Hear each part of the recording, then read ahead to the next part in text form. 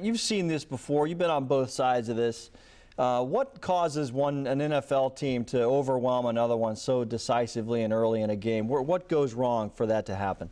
I think sometimes you hold your breath a little bit, you get overexcited, and then all of a sudden that snowball starts rolling down the hill.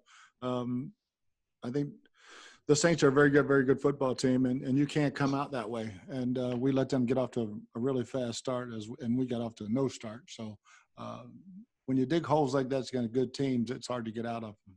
Did you find that, possession for possession, the field was just one-sided, especially in that first quarter? I mean, you guys, a first down or two, do you think that could have helped you guys just alleviate some of the bleeding early on, but it just couldn't happen? No doubt. I mean, we couldn't sustain a drive, and one for whatever we were on third down was that. To me, that was one of the big key stats, especially in the first half. I mean, you got to maintain possession of the ball, and we did not do a good job of protecting or throwing or catching.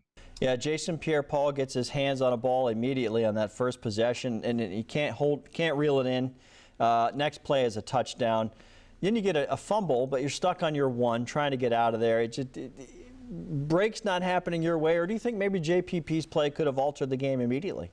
No, I think that play could have changed a lot. There's no doubt about that. But I don't think one play makes or breaks a team. And when you get a great turnover on the one, the first thing you got to do is make some first downs. And that was probably the worst series mentally for us. We had a couple of mental errors in that series, and it was just poor execution offensively. All right, you come out of the locker room. I mean, you're counting scores and possessions at this point in a game that's lopsided. You get a turnover right away, a short field, ball on the one. You can't get it in, and there was 3 pass plays of those 4. I mean, all hindsight, of course, but how disappointing was that sequence of events? Yeah, because it's the first time this year. We were 22 for 22 and goal to go. So, you have runs called. You see Mike out there one-on-one.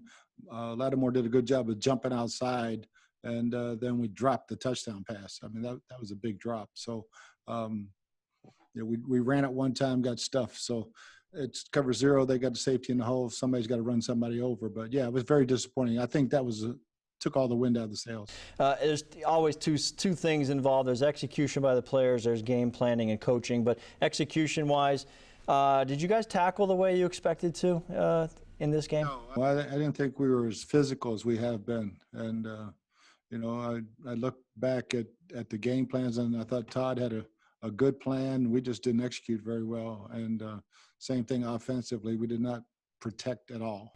How do you evaluate when there's a game like this where the other team attacks you a certain way and everything works? How do you evaluate the way you guys prepare as a staff into this particular matchup? You go back and you look at the same thing. You evaluate yourself just as much as you do players. And so each and every week, the good ones and the bad ones, you don't shy away from either one.